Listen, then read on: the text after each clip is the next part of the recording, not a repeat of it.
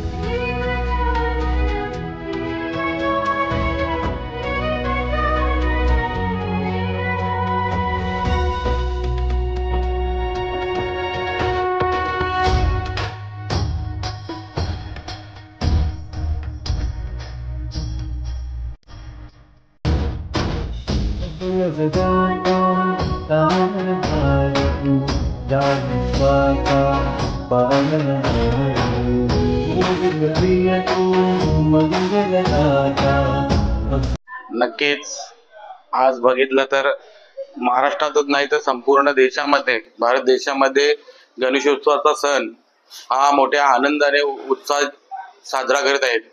तरी मी सर्व देशवासियांना याद्वारे शुभेच्छा देतो की आणि गणपतीचरणी प्रार्थना करतो की येणारा काल त्यांच्यासाठी सुख समृद्धी भरभराटीचा जावो आणि त्यांचे सर्वांचे आरोग्य सुखदायी राहो।